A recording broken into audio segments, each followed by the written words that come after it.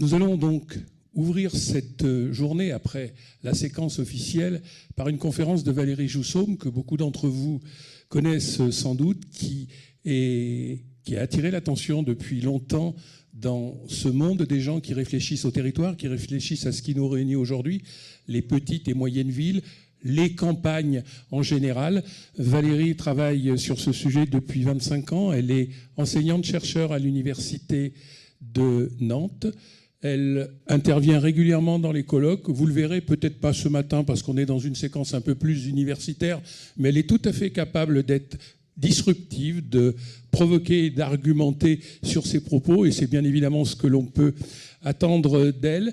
Elle connaît beaucoup le pays nantais sur lequel elle a travaillé et qui l'avait inspiré pour sa thèse, voilà près de 25 ans, même si Valérie est jeune. Elle a cette passion des territoires, cette passion des relations entre les métropoles et les petites et moyennes villes, de ces bonnes ou de ces mauvaises connexions. Elle travaille sur les campagnes, elle est en mesure d'avoir un discours, donc je le disais, dissonant, mais c'est un discours universitaire, puisqu'elle est enseignante-chercheur, et sa présence aujourd'hui, Jean-Louis va l'expliquer, elle est complètement en raccord avec ce que les étudiants, mais également les professionnels qui sont là, vous êtes en mesure d'attendre et de dialoguer. D'ailleurs, on essaiera de terminer, si le temps nous le permet, par une petite séquence de dialogue. Merci Valérie de votre présence. On sait que vous êtes très sollicitée quand on fait la liste des conférences dans lesquelles vous intervenez. Ce qui est d'ailleurs très, très signifiant, ces conférences dans lesquelles vous intervenez, vous êtes souvent sollicité par le monde associatif, le monde qui s'interroge. Tout le monde s'interroge, mais ce monde qui peut avoir des inquiétudes que vous ne venez pas forcément rassurer, mais auxquelles vous venez donner des éléments de contextualisation et d'explication. Merci. Bonjour à tous, je vous remercie infiniment de m'accueillir ce matin à Clermont. Alors, je suis venue partager avec vous une réflexion que, on l'a dit, j'ai mis presque 25 ans à intégrer. C'est que l'aménagement d'un territoire, ce n'est pas l'équiper. L'équipement est une des formes de l'aménagement, mais l'aménagement, c'est bien autre chose. L'aménagement, aujourd'hui, je peux dire que c'est la matérialisation de notre façon d'envisager le sens de la vie. On aménage le monde comme on envisage la vie, on aménage le monde comme on est au monde. Qu'est-ce que ça veut dire être au monde? Ça veut dire être à l'espace, être au temps et être à la relation. Relation aux objets, à la nature, aux vivants, aux autres. Parce que, en fait, toutes ces relations ne sont en réalité, par effet miroir, que des relations à soi-même.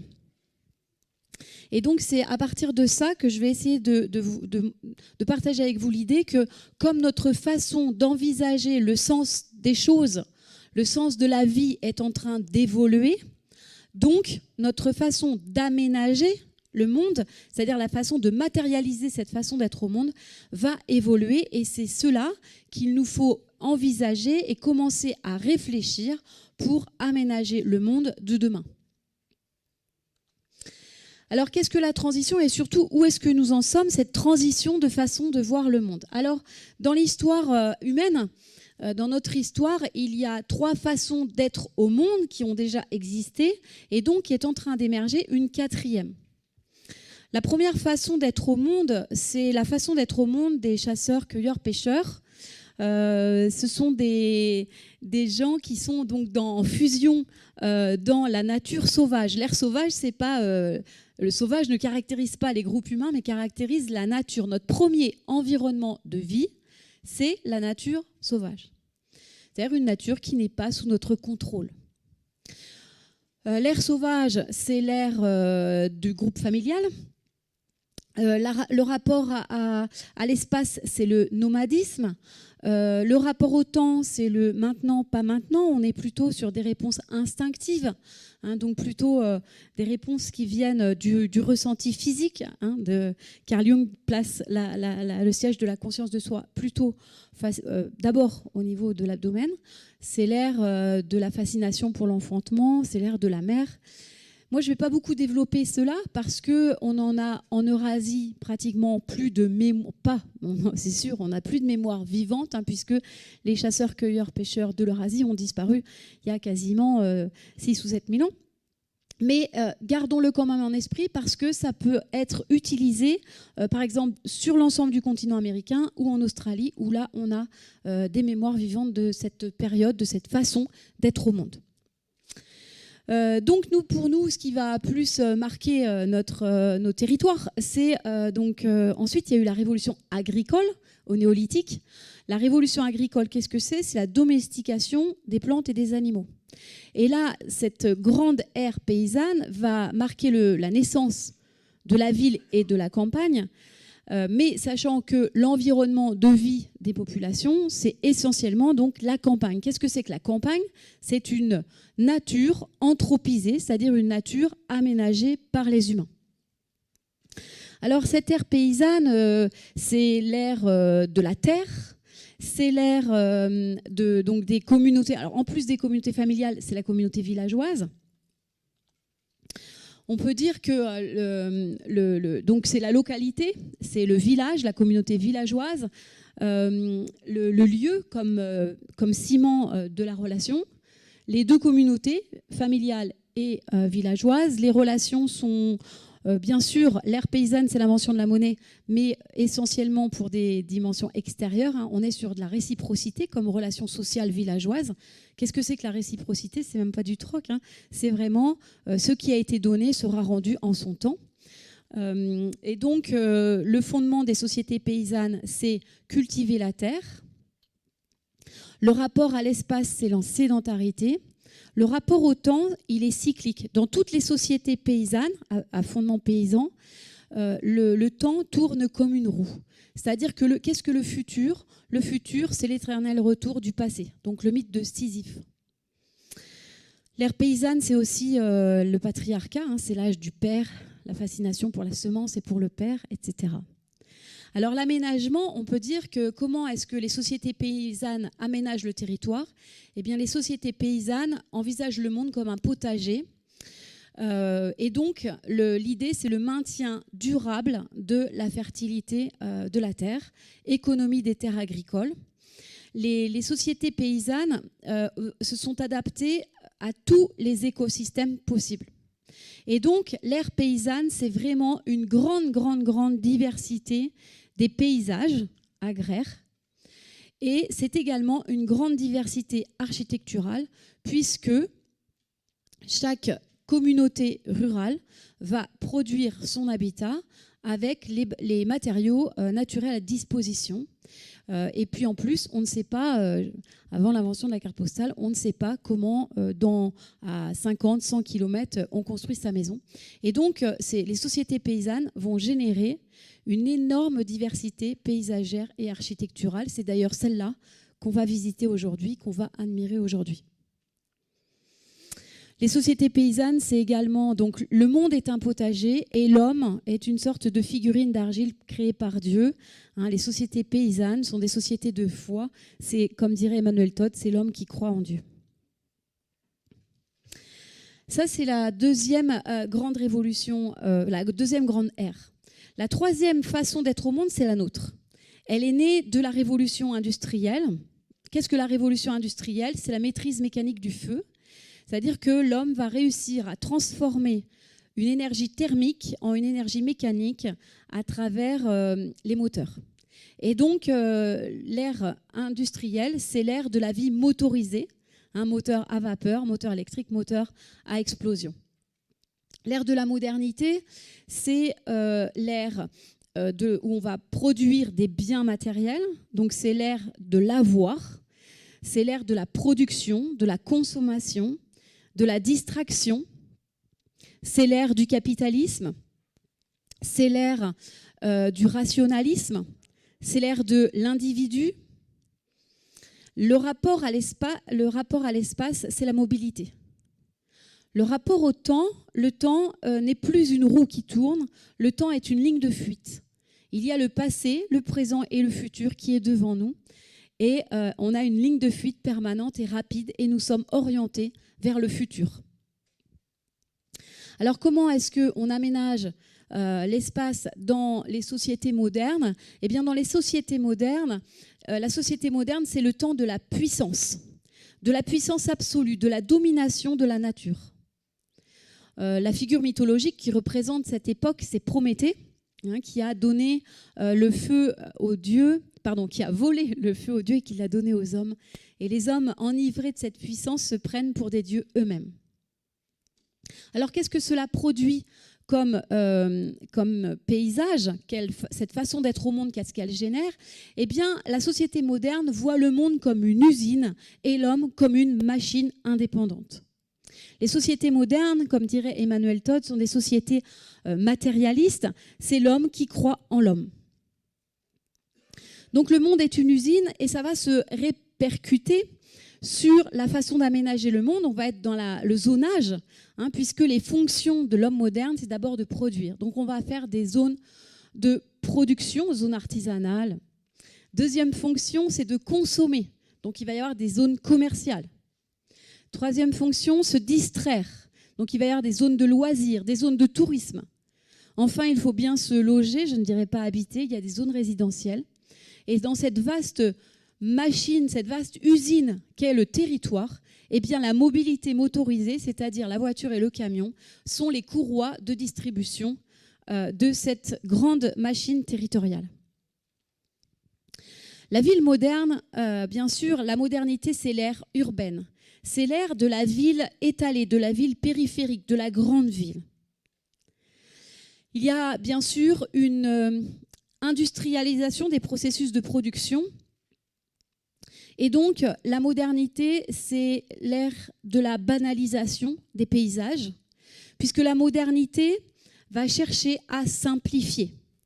La vie est complexe, la nature est complexe. La modernité va chercher l'efficacité dans la simplification. Une zone, une fonction, un usage, abaissement de la vitalité. C'est la même chose en agriculture, c'est la même chose en architecture. La société moderne est une société, produit des paysages d'une banalité extrême, où tout se ressemble, d'un bout à l'autre de la planète. L'idée, c'est qu'il faut que ce soit propre, la société hygiéniste dont on voit les extrémités aujourd'hui. C'est fonctionnel, pratique, c'est ergonomique, il n'y a pas de décoration. Le souci n'est pas à la beauté, il est à l'ergonomie. Et enfin, c'est rentable. L'ère de la modernité, c'est l'ère du cheap. Ce qui nous convient d'inventer aujourd'hui, c'est dans cette nouvelle phase de notre histoire qui naît de la révolution numérique. La révolution numérique change notre rapport à l'espace et au temps et donc à nous-mêmes. On est en train de changer notre façon d'être au monde et cela va impacter notre façon d'habiter et d'aménager le monde. Et c'est ça qu'il nous faut penser maintenant ou commencer à esquisser maintenant. Alors, on pourrait travailler sur nos imaginaires collectifs dans la modernité. On pourrait dire que jusqu'aux 30 Glorieuses, on est dans le duo production-consommation. Et donc la première phase de la modernité, c'est la modernité industrielle, la modernité productive. Et on peut dire que le champ de l'imaginaire qu'a décrit Jean Viard, c'est le champ de l'imaginaire de la modernité, c'est-à-dire qu'est-ce que veulent les gens? Ils veulent la vie moderne. La vie moderne, c'est une vie équipée, une vie motorisée, c'est une vie urbaine. Et donc la première réponse qui était donnée par l'aménagement, après la Seconde Guerre mondiale, on va dire, c'est l'équipement. Dans les années 90-2000, on a vu une désindustrialisation des sociétés occidentales et on est passé sur le duo consommer, se distraire. Et là, on va rentrer dans l'imaginaire du tourisme, dit Jean Viard. Qu'est-ce que veulent les gens? Ils veulent se sentir comme en vacances partout et tout le temps. On ne va pas en vacances au supermarché, on ne va pas en vacances dans le lotissement sur la rocade. On va en vacances dans quelque chose qui est un petit peu pas anti-moderne encore, mais qui est moins affecté par la modernité. Et donc, la deuxième réponse qu'on va avoir dans les années 90-2000, que veulent les gens? Être comme en vacances, partout et tout le temps. Et on va travailler sur la qualité paysagère, et ça va être le développement des régions touristiques. L'hypothèse que je partage avec vous ce matin, c'est que nous entrons dans un nouvel idéal, un nouveau rêve. On rêve, beaucoup de gens rêvent d'une autre vie, d'un autre monde. Et c'est ça, notre impensé politique du moment. Donc nous avons rendez-vous en terrain inconnu. Nous allons d'un point A à un point B, mais le point B n'est pas connu. En effet, pour le moment, il y a deux récits d'un futur qui deviennent de plus en plus divergents, voire qui entrent en conflit. Le premier récit du futur, c'est un récit centralisé qui vient de l'épicentre, qui vient des pouvoirs actuels de la modernité. Ces pouvoirs actuels de la modernité, qui comptent rester en place, nous proposent une révolution numérique, un monde d'après, qui soit la poursuite de la modernité exaltée par le numérique. Encore plus vite, encore plus loin, encore plus puissant, encore plus rentable. C'est le récit que j'appelle le récit hypermoderne. Ce récit envisage un futur où tout va être augmenté par le numérique. Ainsi, on a l'homme augmenté par le numérique, une sorte de transhumain un peu cyborg qui vivrait dans un métavers, dans un monde virtuel, dans un monde numérique. C'est un monde qui envisage un futur dans des mégalopoles, la poursuite de la grande ville, et un monde de l'aménagement géré par la Smart City, c'est-à-dire qu'on va gérer la ville à partir du Big Data.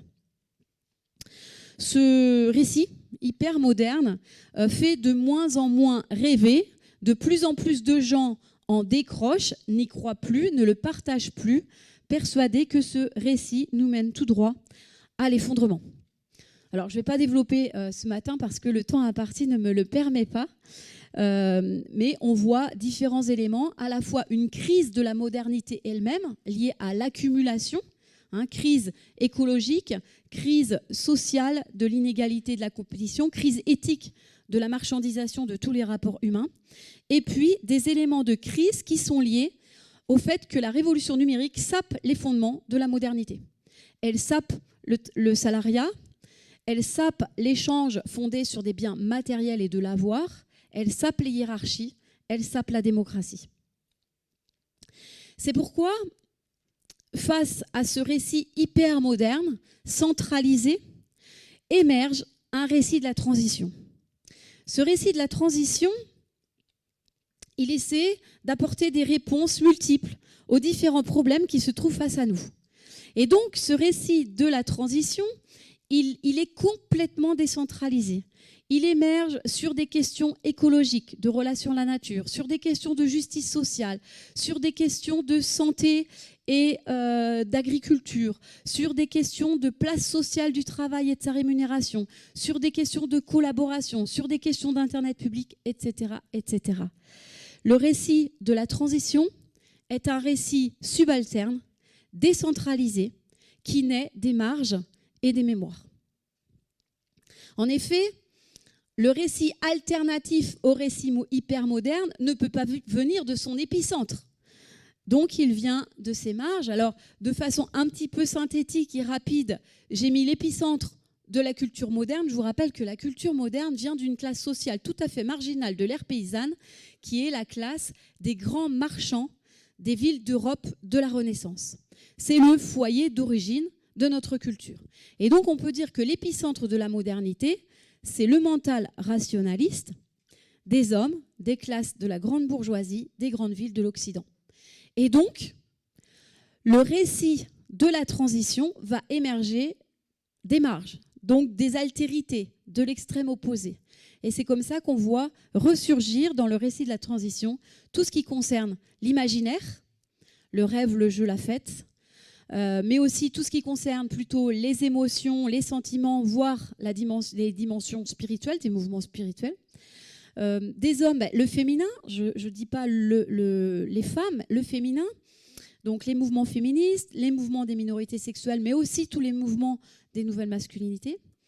Les classes bourgeoises, les classes populaires, donc vous voyez, les émeutes urbaines, les gilets jaunes, l'altermondialisme, les grandes villes, et c'est là que c'est intéressant, pour les territoires, la question, la place des campagnes et des petites villes dans ces mouvements d'invention d'un autre futur possible, et bien sûr la nature sauvage, comme je vous l'ai dit, que ce soit en Australie ou sur les continents américains. Et enfin, de l'Occident, donc tous les mouvements des cultures non occidentales, type mouvement autochtone. Ces marges territoriales, sociales, peuvent aussi être interprétées comme la résurgence de mémoire. On observe aujourd'hui pour des phénomènes de résurgence, de revalorisation des mémoires. Alors, ce sont donc des marges d'un point de vue temporel. La société moderne fait table rase du passé. La société moderne, elle est orientée vers le futur. Elle a un sentiment de supériorité qui lui laisse à penser qu'elle n'a rien à apprendre du passé. Tout est passé. La modernité a une forme de haine de l'altérité. La construction du récit alternatif, à l'inverse, revalorise les mémoires. Quel est le but des mémoires ? Là aussi, il faut toujours se défendre d'être un nostalgique. Le but des mémoires n'est pas de décider du futur. Le but des mémoires est de sécuriser un corps social anxieux. Le but des mémoires, c'est de se souvenir d'où on vient, de ce qu'on sait, de tous ces savoirs, de façon à envisager de façon stable des choix pour le futur. Donc ce n'est pas le passé qui décide du futur, c'est notre projet futur qui décide quoi valoriser, quoi recycler du passé. Ce qui peut nous être utile, toutes les altérités à notre système qui peuvent nous être utiles. Donc on vient de voir que dans un système qui devient chaotique, la modernité ne peut pas se maintenir en l'état. Donc dans un système qui devient chaotique, la première chose à faire, c'est effectivement de fixer un cap, de fixer ses valeurs, de façon à avancer quel que soit le contexte. Et deuxièmement, c'est de regrouper toutes ces connaissances et ces savoirs pour s'adapter au contexte. Ça, c'est la première chose à faire, c'est ce qu'on a vu avec la revalorisation des mémoires. La deuxième chose, c'est que quand un système devient chaotique, ce qu'il faut bien comprendre, c'est que le chaos ne peut pas être planifié. Parce que c'est le principe même du chaos. Le chaos est ce qui n'est plus sous contrôle. Aujourd'hui, notre société tend à devenir hors de contrôle. La situation devient chaotique. Donc la première chose à comprendre, c'est qu'il n'y aura pas de planification de la transition. La réponse n'existe pas. Alors quoi faire quand on est dans cette situation-là ? Eh bien, d'un point de vue physique, on peut dire que quand un système devient chaotique, eh bien, soit il s'effondre, soit un nouvel ordre caché commence à apparaître et recrée un nouveau système stable. Ce nouvel ordre caché, il va naître d'un phénomène, d'un attracteur étrange. C'est quelque chose qu'on n'avait pas prévu, qui fait des effets papillons et qui restabilise le système. Et donc, le deuxième conseil que je partagerai avec vous ce matin, c'est que faire dans un système chaotique ? Eh bien, faire simple en espérant des effets papillons. Alors, faire simple, ça m'a ramené à quelque chose le plus simple et le plus élémentaire possible. Ce sont les besoins humains fondamentaux. Les besoins humains fondamentaux, vous connaissez tous la pyramide de Maslow. La pyramide de Maslow, elle était de 1943, elle a été actualisée, revue et corrigée en 2010. Les besoins humains fondamentaux sont au nombre de 7 et ils ne sont pas en pyramide, ils sont inconscients et concomitants. Donc les voici. Donc on repousse toujours la mort. Donc repousser la faim, la soif, le froid, l'asphyxie, la fatigue, la maladie. Repousser la violence, le besoin d'abri, de sécurité. Repousser l'abandon, les besoins d'être aimé, d'affiliation. Ensuite, on a des besoins d'estime et de statut pour être reconnu comme unique. Ensuite, on a des besoins de rencontre, notamment d'un partenaire, des besoins de continuité et des besoins de postérité, c'est-à-dire repousser notre mort, même si on sait qu'elle est là. Alors, ce besoin de postérité, il a un éventail très large. Il peut être très physique par le fait d'avoir des enfants, mais à l'inverse, il peut être très spirituel dans l'idée d'une survie de notre âme. Ça, c'est l'éternité. Pour ce qui nous intéresse, nous, dans le monde de l'aménagement, on va s'intéresser à ce qui est au milieu et ce que Hannah Arendt appelle l'immortalité. L'immortalité, c'est être immortel, ou le désir d'immortalité touche ce qui est mortel, c'est-à-dire notre besoin de survivre à nous-mêmes par une trace, qui peut être une œuvre, quelque chose qu'on a légué, quelque chose qu'on a fait. Et la modernité, au début, elle garantissait cette immortalité, hein, vous savez tous, sur le fronton du Panthéon, aux grands hommes, la patrie reconnaissante. Alors je vous propose de garder 3 idées: protéger, relier et donner du sens. Dans ces 3 mots-là, on voit que dans les différentes époques, on va avoir des échelles d'organisation de la satisfaction des besoins humains fondamentaux. On peut dire que dans les sociétés paysannes, le niveau de protection et de survie, il est garanti au niveau de la ferme, de la maisonnée ferme, qui est aussi la maison d'artisan, qui est la sécurité à la fois familiale et économique.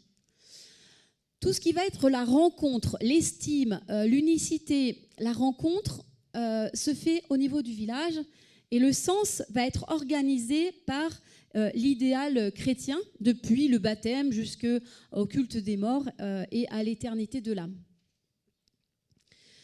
Dans les sociétés modernes, la satisfaction des besoins humains fondamentaux, elle va se faire par la famille nucléaire, le père, la mère et les enfants, dans un pavillon, hein, qui va marquer le processus d'individualisation. Et la protection économique est garantie par le salariat. L'échelon du statut, de la rencontre, c'est ce qu'on appelle la ville, c'est là où on va au lycée, c'est là où on va au travail, etc. Et puis, le sens va être donné par l'idéal républicain, révolutionnaire, entretenu par un idéal communiste jusque dans les années 80-90. On peut interpréter la situation actuelle de l'hypermodernité comme une insatisfaction des besoins humains fondamentaux.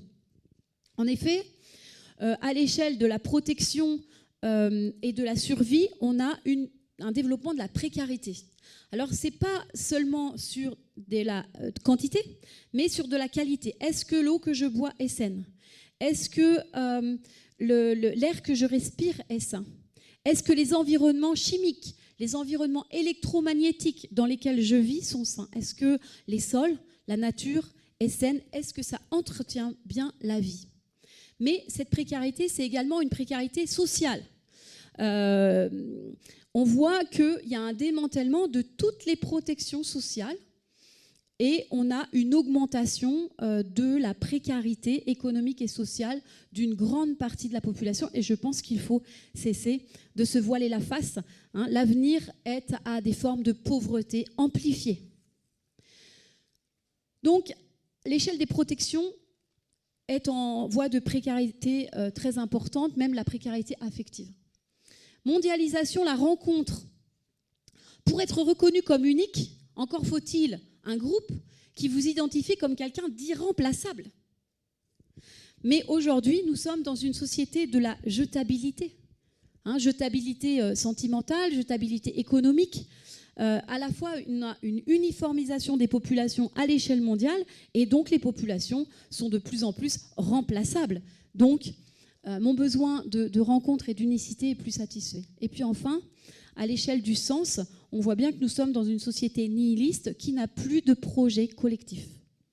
À tel point que si vous avez des problèmes métaphysiques, eh bien en général, on vous conseille d'aller faire du shopping pour régler l'affaire.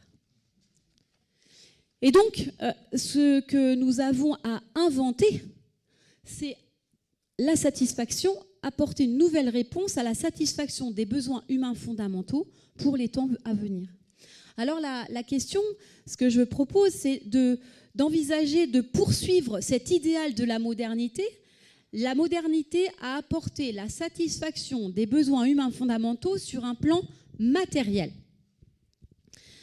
Aujourd'hui, la proposition qui est faite, c'est d'envisager la poursuite de la satisfaction des besoins humains fondamentaux sur un plan plus immatériel.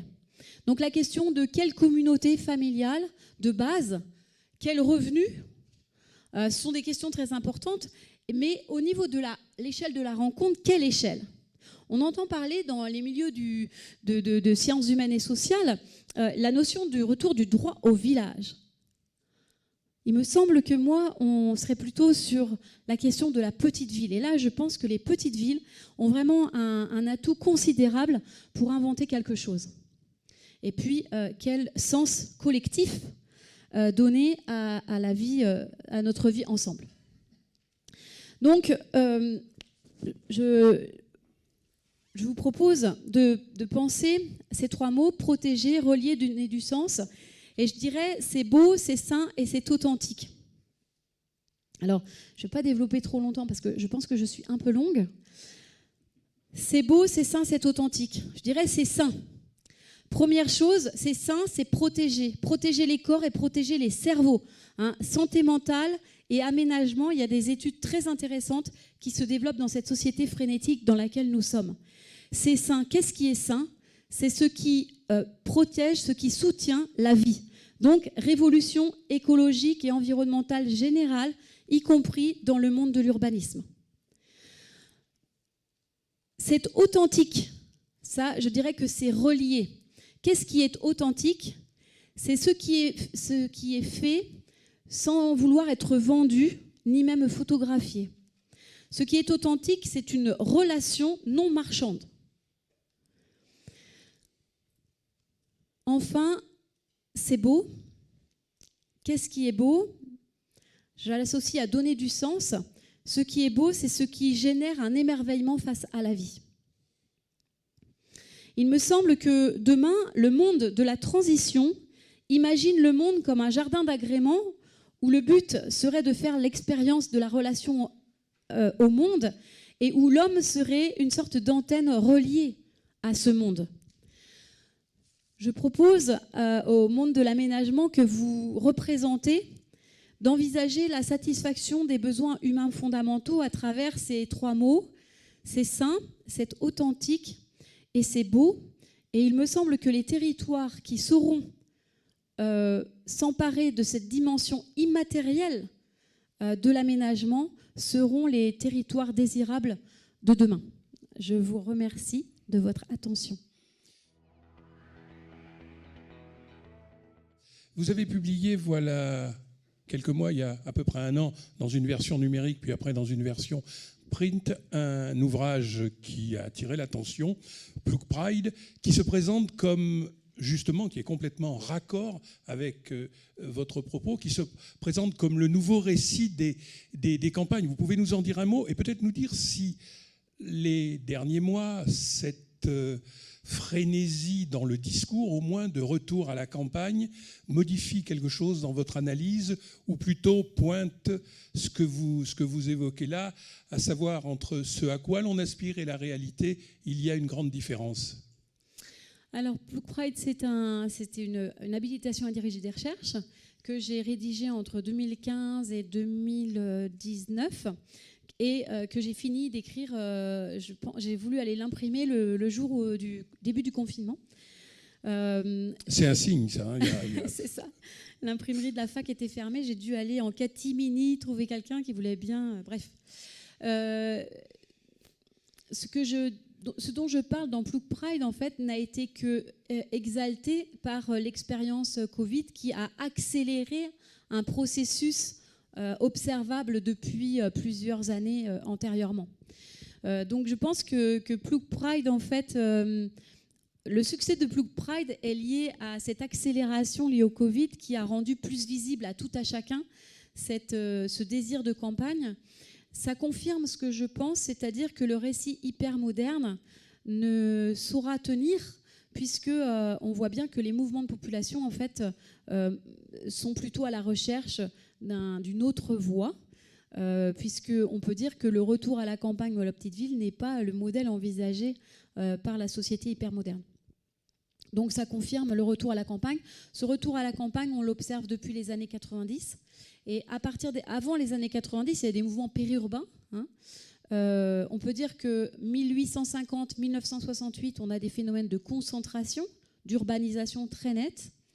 1968-1990, Ce qui est dense se dessert et ce qui est peu dense continue à perdre des habitants. Donc on peut dire que c'est un mouvement périurbain. Mais depuis les années 90, on a un desserrement généralisé de la population. Si on prend le cas de l'Auvergne, c'est assez intéressant de voir que, j'explique souvent ça aux gens, c'est-à-dire qu'effectivement, il y a des campagnes qui perdent encore des habitants.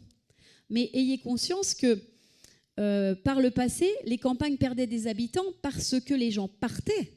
C'est l'exode, c'est le bilan migratoire négatif qui faisait perdre des habitants. Aujourd'hui, ce qui fait perdre des habitants aux campagnes, c'est le bilan naturel négatif. Mais le bilan migratoire de toutes les campagnes du Sud et de toutes les campagnes de l'Ouest est positif.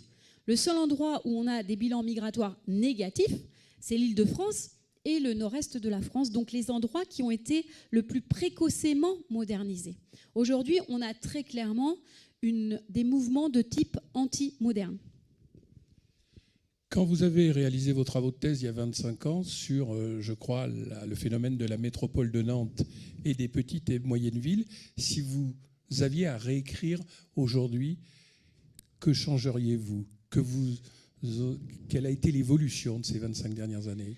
Alors, ma thèse, je l'ai fait, c'était au moment c'était le point de départ des politiques des communautés de communes.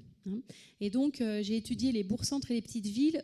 Est-ce que les bourgs-centres sont des centres sur lesquels une intercommunalité peut s'appuyer ? J'ai travaillé sur la question de la métropole. Enfin, j'ai observé ça avec la métropolisation de Nantes. Ce que je dirais, moi, aujourd'hui, c'est qu'il y a un cycle de vie des territoires.